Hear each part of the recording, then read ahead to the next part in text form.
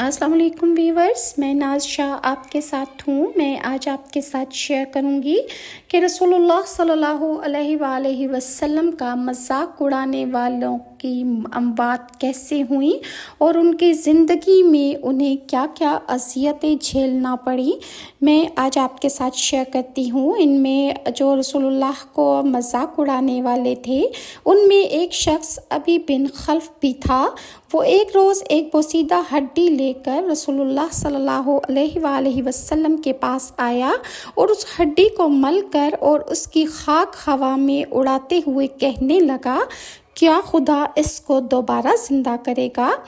آپ صلی اللہ علیہ وسلم نے فرمایا، ہاں، اس کو اور تیری ہڈیوں کو اللہ تعالیٰ ایسا ہو جانے کے بعد دوبارہ زندہ کر دے گا اور تجھ کو اللہ تعالیٰ دوبارہ آگ میں ڈالے گا۔ اس پر یہ آیت نازل ہوئی کہ اور ہمارے لیے مثال پیش کرتا ہے اور اپنی پیدائش کو یہ بھول گیا اور کہنے لگا کہ ان ہڈیوں کو کون زندہ کرے گا؟ اے محمد، آپ کہہ دیجئے کہ جس نے ان کو پہلی بار پیدا کیا وہی ان کو دوبارہ زندہ کرے گا، اور اللہ ہر مخلوق کو جاننے والا ہے۔ جس خدا نے زمین اور آسمان کو پیدا کیا وہ اس پر قادر نہیں کہ ان جیسے لوگوں کو دوبارہ پیدا کر سکے؟ کیوں نہیں؟ وہ تو بڑا اخلاق اور علیم ہے۔ اس کی شان تو یہ ہے کہ جس چیز کے بارے میں پیدا کرنے کا جب وہ ارادہ کرتا ہے تو اس چیز کو کہتا ہے کہ ہو جا، بس وہ کام اور وہ چیز پیدا ہو جاتی ہے۔ بس پاک ہے وہ ذات کہ جس کے ہاتھ میں ہر چیز کی بادشاہی ہے اور تم سب اسی کی طرف لوٹائے جاؤ گے۔ ابی بن خلف جنگ احد میں مارا گیا اور امیہ بن خلف نے حضرت سعد بن معاذ رضی اللہ عنہ سے یہ سنا کہ رسول اللہ صلی اللہ علیہ وسلم نے اس کے قتل کی پیشن گوئی فرمائی ہے تو وہ حواس باختہ ہو گیا، اس کے ہوش اڑ گئے اور وہ فوراً اپنے گھر چلا گیا اور اپنی بیوی سے کہنے لگا کہ اے ام صفوان، تم نے کچھ سنا ہے کہ آج سعد نے میرے بارے میں کیا کہا ہے؟ اس کی بیوی نے پوچھا کہ انہوں نے تمہارے بارے میں ایسا کیا کہہ دیا کہ تم اتنے خوف زدہ ہو؟ امیہ نے کہا کہ مجھے سعد نے کہا ہے کہ محمد صلی اللہ علیہ وسلم نے اس بات سے مطلع کیا ہے کہ وہ مجھے قتل کر دیں گے۔ قسم خدا کی میں تو آج کے بعد کبھی مکہ سے باہر جاؤں گا ہی نہیں۔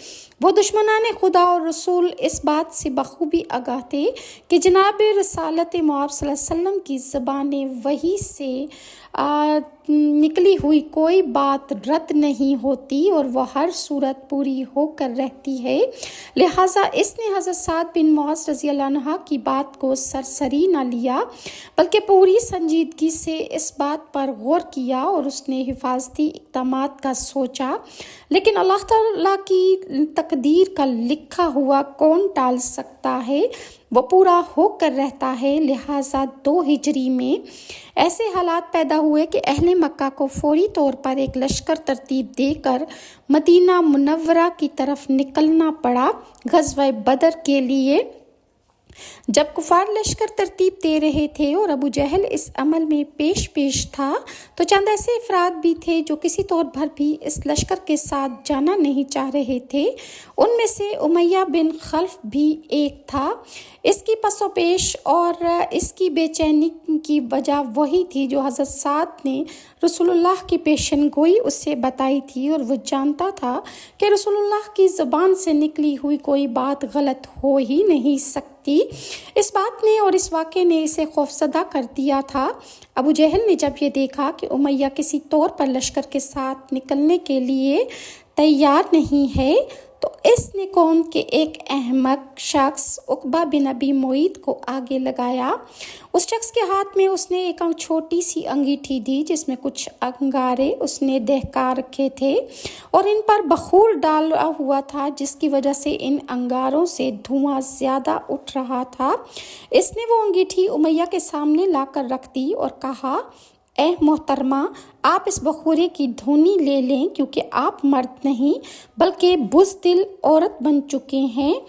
امیہ اس حرکت پر بہت بڑا غصہ اس کو آیا اور غضب کی حالت میں اس نے خوب گالیاں دیں اور عقبہ اور ابو جہل کو جو کچھ اس کے منہ میں آیا وہ بکتا رہا۔ پھر ابو جہل خود اس کے پاس آیا اور کہنے لگا، اے ابا صفوان، ذرا دیکھو تم اس علاقے کے سردار ہو، جب لوگ دیکھیں گے کہ تم اس جنگ میں شریک نہیں ہو رہے تو وہ بھی شرکت سے اجتناب کریں گے اور اس کا ہمارے مورال پر بہت برا اثر پڑے گا۔ ایسا کرو، یہاں سے تو تم ہمارے ساتھ روانہ ہو جاؤ، وہاں 1-2 روز کے بعد بے شک واپس آ جانا۔ امیہ بن خلف ابو جہل کی باتوں میں آ گیا اور یوں اس کی تقدیر اسے گھیر کر موت کے منہ کی طرف لے گئی۔ اور امیہ بن خلف کا شمار قریش کے نامور سرداروں میں ہوتا تھا۔ اس کے پاس بہت سے غلام تھے جن میں حضرت بلال بھی شامل تھے۔ یہ شخص قبول اسلام پر ان پر انسانیت سوز مظالم ڈھایا کرتا تھا۔ امیہ اپنے بیٹے کا ہاتھ پکڑے جان بچانے کے لیے بھاگنے کا منتظر تھا کہ اس کی نظر حضرت عبد الرحمن بن عوف پر پڑی جو میدان جنگ سے مشرکین کی زریں جمع کر کے لے جا رہے تھے۔ امیہ نے ان سے جان بچانے کی درخواست کی۔ عبد الرحمن بن عوف نے اپنی زریں وہیں زمین پر پھینکی اور دونوں کو اپنی تحویل میں لے لیا اور باپ بیٹا کو لے کر چل پڑے۔ اتفاق سے میدان جنگ میں حضرت بلال کی نظر امیہ پر پڑ گئی کہ اس نے تو حضرت بلال پر بے تحاشا مظالم ڈھائے تھے۔ انہوں نے انصار کے چند نوجوانوں کو ساتھ لیا اور اس پر حملہ کر دیا۔ پہلے حضرت بلال نے امیہ کے بیٹے کو قتل کیا اور پھر امیہ کو بھی مار ڈالا۔ ابو جہل اپنے غلاموں کے جھمگھٹے میں آگے بڑھا۔ اب ابو جہل بھی رسول اللہ صلی اللہ علیہ وسلم کو بے تحاشا ستایا کرتا تھا۔ اس کا انجام بھی میں آپ کے ساتھ شیئر کرتی ہوں۔ ابو جہل بھی رسول اللہ صلی اللہ علیہ وسلم پر بہت زیادہ مظالم ڈھایا کرتا تھا اور کوئی بھی موقع ہاتھ سے نہ جانے دیتا کہ جس سے وہ رسول اللہ کو نہ ستاتا۔ ابو جہل کے پاس ایک دفعہ کا ذکر ہے کہ بہت سے پتھروں کے بت تھے۔ ان بتوں میں سے ایک اس کے پاس پیتل کا بت تھا۔ اکثر ابو جہل اس بت کو اپنے کندھے پر اٹھائے پھرتا تھا۔ ایک دن اس بت کو اپنے کندھوں سے اتارا۔ پہلے تو اس نے اس بت کو سجدہ کیا اور پھر کہنے لگا، اے ہمارے معبود، تو کیا دیکھتا ہے کہ محمد بن عبداللہ نے ایک نیا دین شروع کر دیا ہے؟ ہمیں آپ کی بے ادبی سے نہایت اذیت اور تکلیف ہوتی ہے۔ اگر آپ ایسا کریں کہ محمد صلی اللہ علیہ وسلم کے سامنے چل کر ان کے دین کو برا کہہ دیں تو آپ کا بڑا احسان ہوگا۔ یہ سب کچھ بت کے سامنے کہنے کے بعد بڑی عزت اور تعظیم سے اس نے اس بت کو دوبارہ کندھے پر اٹھایا اور رسول اللہ صلی اللہ علیہ وسلم کی خدمت میں آیا اور کہنے لگا کہ بس اب آپ ہمارے معبودوں کو بہت برا کہہ چکے ہیں۔ آج یہ ہمارا معبود کھلم کھلا آپ کو برا کہے گا اور آپ کو جواب دے گا۔ یہ کہہ کر ابو جہل نے بت کو کندھے سے اتارا، رسول اللہ صلی اللہ علیہ وسلم کے سامنے جا کر رکھا اور بت کو اشارہ کیا کہ وہ بولے اور رسول اللہ صلی اللہ علیہ وسلم کے خلاف باتیں کرے۔ وہ بت فوراً پیروں کے بل کھڑا ہو کر جنبش کرنے لگا۔ اس پر ابو جہل اور اس کے ہمراہی اور اس کے پجاری بے حد زیادہ خوشحال ہو گئے اور انہیں خوشی محسوس ہوئی کہ آج ان کی مراد بر آئی ہے اور ان کا نعوذ باللہ یہ جھوٹا معبود چل پڑا ہے۔ کچھ حرکت کرنے کے بعد بت کے اندر سے آواز نکلی، لا الہ الا اللہ محمد رسول اللہ۔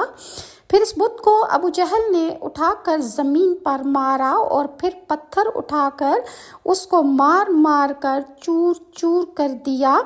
اور اسی طرح یہ شیطان صفت ابو جہل ایک دن سرکار دو عالم صلی اللہ علیہ وسلم نماز ادا فرما رہے تھے کہ رسول اللہ صلی اللہ علیہ وسلم کے پاس گیا اور اس نے چاہا کہ ایک بھاری پتھر اٹھا کر رسول اللہ صلی اللہ علیہ وسلم کے سر مبارک پر مار ڈالے۔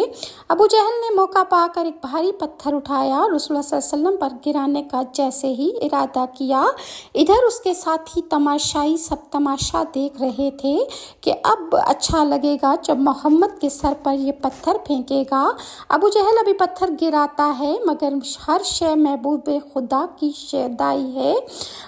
پتھر کیسے رسول اللہ صلی اللہ علیہ وسلم کی پاک ہستی پر گر سکتا تھا؟ پتھر بجائے رسول اللہ صلی اللہ علیہ وسلم کے گرنے کے ابو جہل کے ہاتھ کے ساتھ چمٹ گیا اور پتھر ایسا اس کے ہاتھوں کے ساتھ چمٹا کہ اس کے دونوں ہاتھ خشک ہو گئے۔ पत्थर जैसे हो गए। अबू जहल ने चाहा कि पत्थर से जान छुड़ाए, लेकिन पत्थर ने उसके हाथ ना छोड़े और उसके हाथ भी पत्थर के बनना शुरू हो गए। अबू जहल ने रसूलुल्लाह सल्लल्लाहु अलैहि वसल्लम के हुजूर इल्तिजाएं की कि या रसूलुल्लाह रिहाई बख्शिए, आप तो रहमत आलम हैं। रसूलुल्लाह सल्लल्लाहु अलैहि वसल्लम ने उसके लिए दुआ फरमाई और कुछ देर न गुजरी थी कि पत्थर छूटा और उसके हाथ भी असली हालत में आ गए। रहमतुल लिल आलमीन ने इस कदर सख्त तरीन दुश्मन पर भी रहम फरमाया। इसी तरह कई बार उसने ये हरकतें की, मगर अब की बारी उसे बहुत बुरा उसका अंजाम हुआ था और उसने रसूलुल्लाह सल्लल्लाहु अलैहि वसल्लम से ही गुजारिश करके अपनी जान उस पत्थर से छुड़ाई। इसकी मौत बड़ी दर्दनाक हुई तो यतीमों ने इसको कत्ल कर डाला। अबू जहल अपने गुलामों के झमघटे में जंगे बदर में आगे बढ़ा और चीख चीख कर मुशरिकीन के हौसले बढ़ाने लगा। एक एक को पकड़ कर कहता था कि लात और उज़्ज़ा की कसम जीत हमारी होगी। लेकिन कुछ ही देर गुजरी थी कि अबू जहल का गरूर खाक में मिल गया और वह शदीद जख्मी होकर घोड़े से गिर पड़ा। हज़रत अब्दुर्रहमान बिन औफ फरमाते हैं, मैं मैदान जंग में खड़ा था कि मैंने देखा कि मेरे दाएं बाएं दो कमसिन बच्चे माऊज और माज खड़े हैं। उनमें से एक ने मुझसे पूछा, चाचा जान, क्या आप अबू जहल को पहचानते हैं? मैंने कहा हाँ, मगर तुम्हें इससे क्या काम है? लड़के ने कहा, मुझे पता चला है कि वो हमारे प्यारे नबी सल्लल्लाहु अलैहि वसल्लम को बुरा भला कहता है। उस ज़ात की कसम के जिस्म के हाथ में मेरी जान है, अगर वो मुझे मिल गया तो मेरा जिस्म उसके जिस्म से उस वक्त तक जुदा ना होगा जब तक कि मैं हम दोनों में से किसी एक की मौत वाक़ई ना हो जाएगी। दूसरे लड़के ने भी इसी तरह की बात की। थोड़ी ही देर गुजरी थी कि अबू जहल को लोगों के दरमियान देखा तो मैंने बच्चों से कहा कि देखो, वो सामने अबू जहल है। मेरा ये कहना था कि वो दोनों तलवारें लहराते हुए उस पर झपट पड़े और उस शैतान सिफ्त इंसान को कत्ल कर डाला। मुशरिकीन ने जब अपने सालार को जख्मी होकर गिरते देखा तो उन पर दहशत तारी हो गई और वो भाग खड़े हुए। मैदान जंग कुफार से खाली हो चुका था। रसूलुल्लाह ने इरशाद फरमाया, कोई जाकर अबू जहल की खबर लाए। इस पर सहाबाए कराम ने उसकी तलाश में निकल खड़े हुए। इतने में हज़रत अब्दुल्ला बिन मसूद की नज़र लाशों के दरमियान अबू जहल पर पड़ी जो करीबुल मर्ग था। उन्होंने उसकी गर्दन पर पांव रखा और गोया हुए कि ए अल्लाह के दुश्मन, आखिरकार तुझे अल्लाह ने रुस्वा और बर्बाद कर दिया। अबू जहल का तकब्बुर कम न हुआ था। वो करीबुल मर्ग भी इस हालत में बोला कि मुझे क्यों रुस्वा किया? तुम लोगों ने जिसे कत्ल किया है, क्या कोई और इससे भी ज़्यादा मुअस्सिस है? फिर बोला, अच्छा ये तो बताओ, आज फतह किसकी हुई? हज़रत अब्दुल्ला ने जवाब दिया, अल्लाह और उसकी रसूल मोहम्मद सल्लल्लाहु अलैहि वसल्लम की फतह हुई है। इस जवाब ने अबू जहल की उम्मीदों पर पानी फेर दिया। हज़रत अब्दुल्ला बिन मसूद ने उसका सर काटा और रसूलुल्लाह सल्लल्लाहु अलैहि वसल्लम की खिदमत में लाकर पेश कर दिया। आपने 3 मरतबा इरशाद फरमाया, वाकई उस अल्लाह की कसम है जिसके सिवा कोई माबूद नहीं। इसके बाद फरमाया, अल्लाहु अकबर, तमाम हम्द अल्लाह के लिए है जिसने आज अपना वादा सच कर दिखाया, अपने बंदे की मदद फरमाई और तन्हा सारे ग्रोहों को शिकस्त दे दी। फिर फरमाया, चलो मुझे उसकी लाश दिखाओ। आपने लाश देखकर फरमाया, ये इस कौम का फ़िरऔन था। ये अंजाम हुआ रसूलुल्लाह सल्लल्लाहु अलैहि वसल्लम के नाफरमान और उनकी मजाक उड़ाने वाले लोगों का। इंशाल्लाह मैं आपके साथ नेक्स्ट ऐसी वीडियोस शेयर करूंगी और तब तक के लिए नाज़शा को इजाज़त दीजिए। अगर आपको मेरी वीडियोस अच्छी लगें तो काइंडली लाइक और सब्सक्राइब ज़रूर कीजिए। अल्लाह हाफ़िज़।